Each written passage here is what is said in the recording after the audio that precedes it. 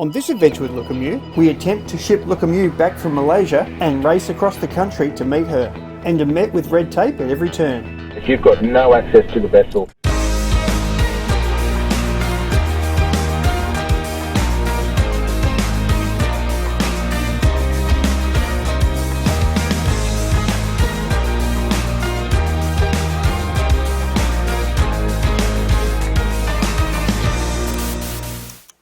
So what's been happening since we left Luki in Malaysia?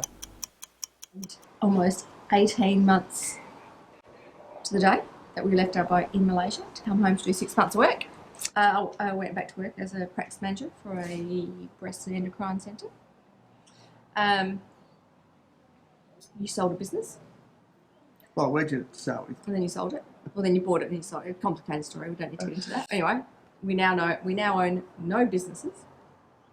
And then we made the big decision that we should sell our house rather than rent it out this time. So we've done that. So are we homeless? Yes, no, we're houseless. So the plan was to go back to Malaysia and either spend some time in Thailand or sail our boat back to Australia ourselves. Part of that decision-making process was, we'd sailed obviously all the way to Malaysia over a couple of year period. And we were very happy to sail back through Indonesia. Indonesia was fantastic to us and we loved it. Indonesia does have a major problem with COVID at the moment. But they've closed their borders entirely. So where yachts could enter, now they can't at the present time. So the only option for bringing Luki back to Australia was non-stop to sail non-stop from Langkawi or Phuket back to Australia, an appropriate check-in port, which was about 3 weeks of sailing 24 hours a day, just the two of us, which is not great. And we couldn't really continue cruising. I know some people have, but most countries are closed. A few of them are open, a few of them require quarantine, but most countries, you know, from there on, just closed. You will not get a visa. You do not turn up on the doorstep. And some countries close while you're in transit, which is really tricky. We tried putting it on a ship, and that had failed, and then we tried again, and the ship got cancelled, and then we tried again, work, and then we thought we'd have one last crack at it. The bigger issue being Langkawi. It needed to be in Penang to get on a ship. There were 4 boats in Langkawi that needed to get to Penang. The shipping line started talking about picking up in Langkawi because Langkawi and Penang are in different states. And then they just went, nah. And the whole country was in lockdown. So you couldn't go between state to state. And so the shipping company was saying, just move the boat to Penang. It's only 60 nautical miles. And that's like, well, that's fine. But people can't move between states when the whole country was in lockdown. So they very much wanted us to pay a lot of money to them. But we weren't willing to do that until we could get the boat to Penang. And we had 2 shots at it. The first time we tried to get our boat to Penang, disaster. The lady that we employed to move our boat, literally 60 nautical miles, not very far, checked out country and then somehow managed to get 2 V-belts. Fan belts, would you call them? They're not fan belts. No, it's a V-belt. A V-belt? Yeah. One on each engine. Both broke, we've never even broken one. So how she got 2 to break within 5 nautical miles is still beyond us.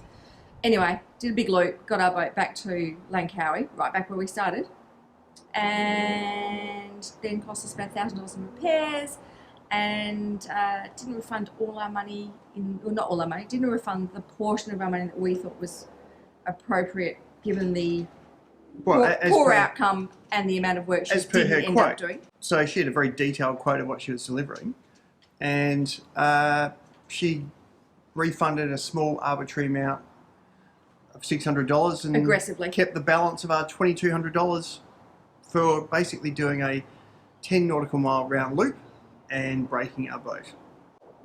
Anyway, the people that then took over looking after our boat, or had taken over looking after our boat earlier this year, they eventually agreed with a little bit of begging that they would have a crack at moving our boat to Penang. And that was incredibly stressful from our perspective, but successful. putting your boat on a ship is extraordinarily expensive. It actually hurts to think about the number, so we don't. But it was that or go back to Malaysia. Added to that, Delta hit Australia. And so originally we had decided to have our boat delivered to Newcastle. However, where is Newcastle? Newcastle is in New South Wales, which is a different state to Queensland where the boat works is or are. And they have been ravaged by the Delta variant of And they are in coronavirus. full lockdown. So we changed our mind and had them plan to deliver it to Mackay, which is in Queensland, much further north. But it meant that we then needed to get from South Australia to Queensland. And there are a few states in between South Australia. Well, actually, you can technically drive directly into Queensland from South Australia, but you'd need some serious off-roading cars. And not with our little Mazda, wasn't going to happen. So we either had to drive through New South Wales, couldn't do that, Which is the normal path. normal path, the shorter path, or we had to drive through the Northern Territory. But South Australia then went into full lockdown. And Queensland closed its borders, so it didn't matter which way we weren't going anywhere. Couldn't leave our state. No. And so then what we So at decided... that point, we'd sold the house, we'd sold our business. Sold the car. Sold the car, you had left work, and we were ready to leave to get up to Queensland in readiness for the boat to come to Australia.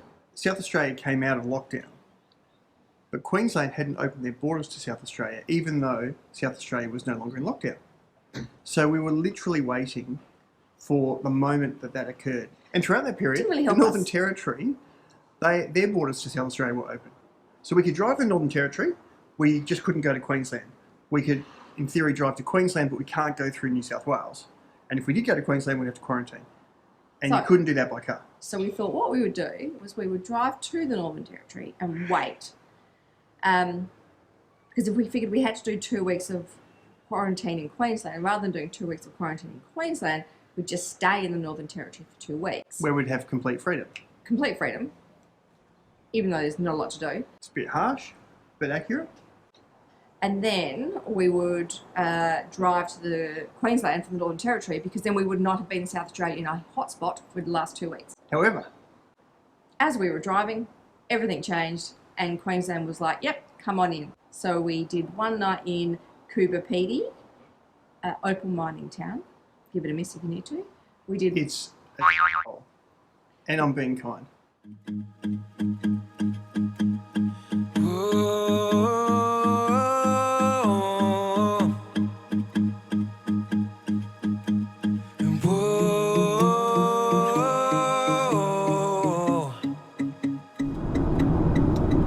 We're leaving Coopedi.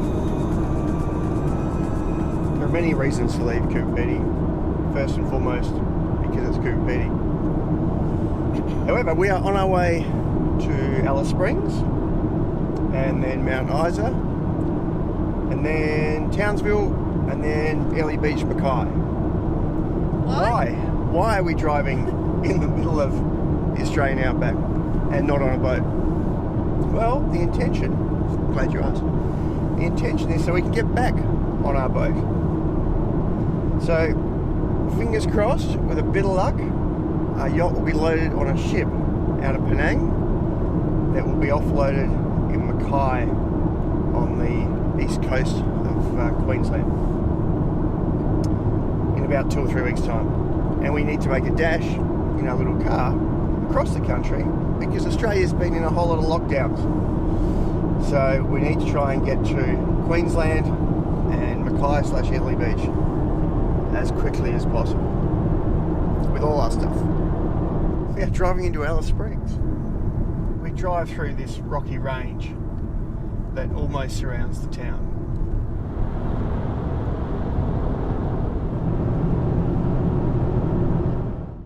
We are in the Northern Territory, nearly at Tennant Creek, and these are the Devil's Marbles. Have a look. The Devil's Marbles are giant granite boulders that are not in fact built up, but the remnants of thousands of years of erosion. We are 2,000 kilometres into our 3,500 kilometre trip. How's it going so far? Yeah, not as boring as I thought. Just gone through Tennant Creek. which is essentially in the middle of Australia. That was as boring as I thought. Yeah. I'm concentrating. I'm sorry. I'm driving very fast and I'm concentrating. How fast was the speed limit? The speed limit is 130 and I'm not quite up to it yet because it's been windy since I took over. There used to be an unlimited speed limit in the Northern Territory, but a few years back they dropped it to 130.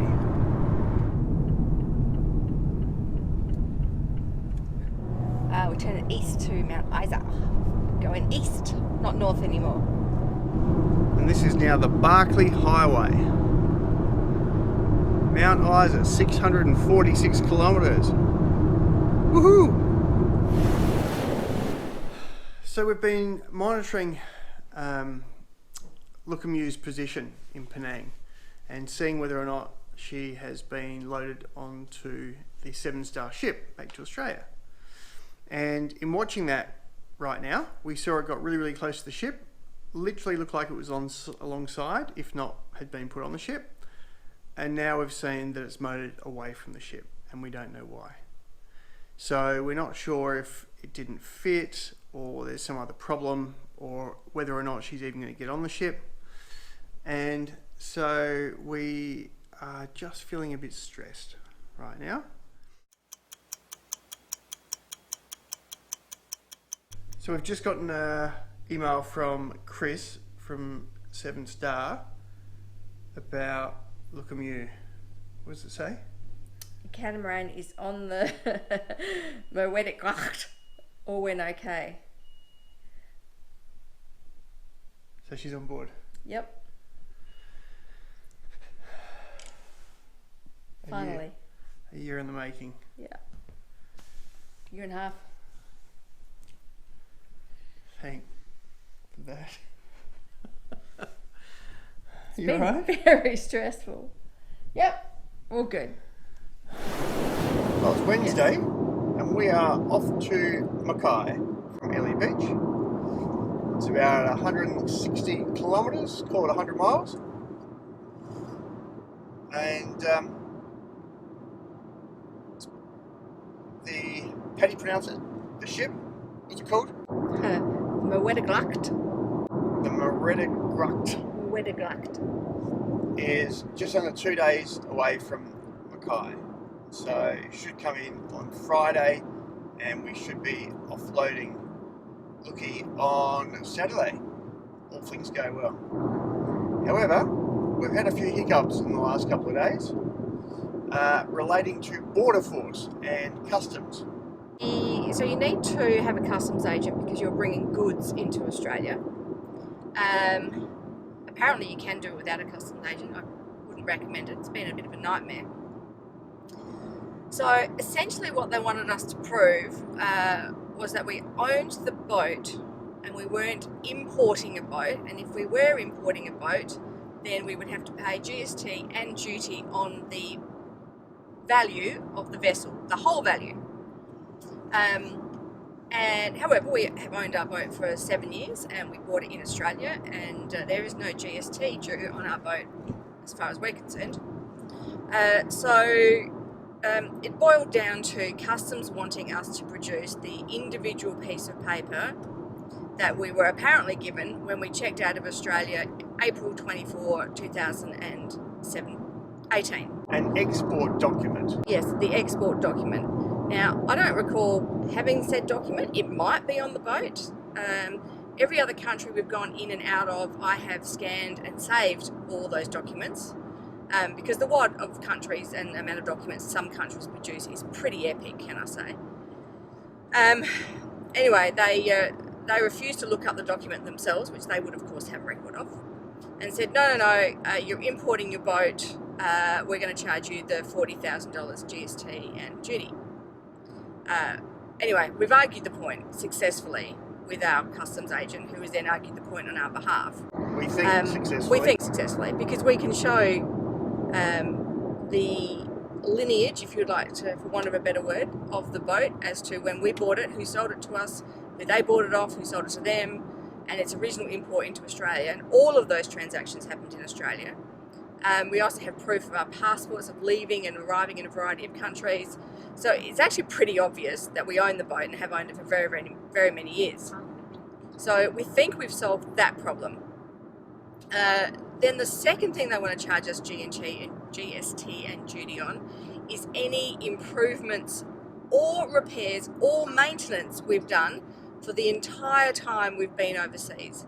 Now, I get the essence of the problem, which is they don't want you buying a cheap boat, taking it overseas, doing a lot of GST-free improvements and bringing back a boat worth a lot more money. Which to me, given that all we've done is literally maintain our boat to maintain its ever-decreasing value, seems a bit ridiculous. But anyway, we've put together $3,000 or $4,000 worth of maintenance that we've done. Ironically, most of the maintenance, big maintenance that we've done overseas, has been from parts that we've purchased when we've been back in Australia, which we've then paid GST on, and then installed ourselves. But anyway, we don't have those receipts, surprisingly enough. So anyway, we've just listed as much as we can remember over the 4 years. They even want to charge GST on things like changing oil filters and stuff, which quite frankly is pretty ridiculous. Anyway, and then the other thing they thought they might like to charge GST on is the shipping value.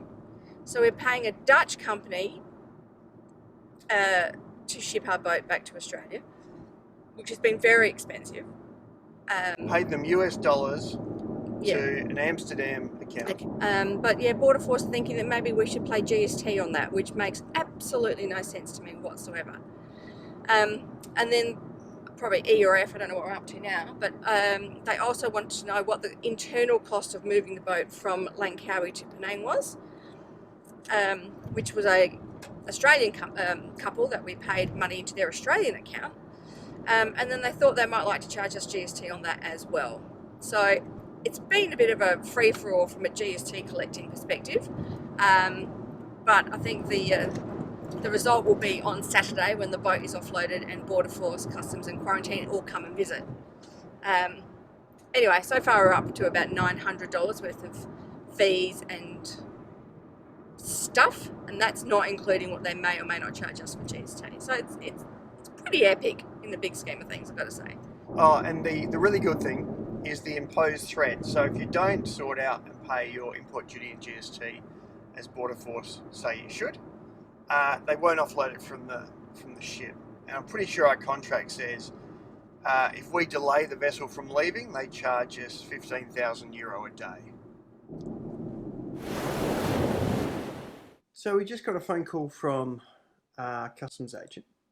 And this is following on from having got an email from the shipping line saying a boat that was getting discharged or offloaded on Saturday at 8 o'clock in the morning is now getting offloaded at 3:45 or something on 3:30 on Sunday. Border Force, Customs, Immigration, Biosecurity, all those guys won't even go to look at it until sometime next week. So it's going to be held in a quarantine area and we can't get access to the boat. So we're probably up for another week of accommodation and a week before we're meant to, before we can pull the boat out of the water. You know what will happen. We'll be thinking it's an entire week, and Sunday night they'll go, yeah, boat shorts, and we'll have cancelled everything. Yeah, or Monday morning or something. Yeah. If it's another week, it's another week. Boat's in Australia. It's not in Malaysia. I'm also equally frustrated, but I'm just trying to talk myself down and out of the tree. But it's not in Australia, fundamentally, until such time as they clear it and give it back to us. It's physically in Australia, though. It's not in Malaysia anymore. Yeah, they need to let go of it and give it back to us. What you doing, baby? I am finishing off the list of our estimated contents of every single thing on the yacht and also whereabouts on the yacht it is for Customs and Biosecurity. Because they are treating our boat like an item being shipped in a container, as if we've just bought it or brought it into the country or something, not as if we're just entering the country as we normally would, sailing in and having Border Force officials come on board and check it out.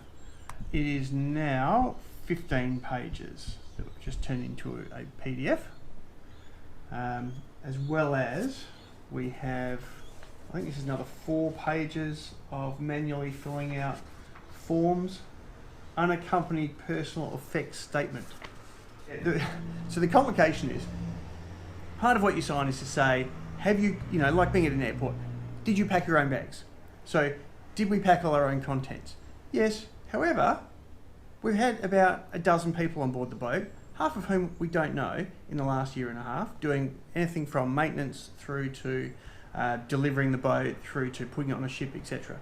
So we don't actually know what is on the boat. Anyone could have put anything on it during that time frame.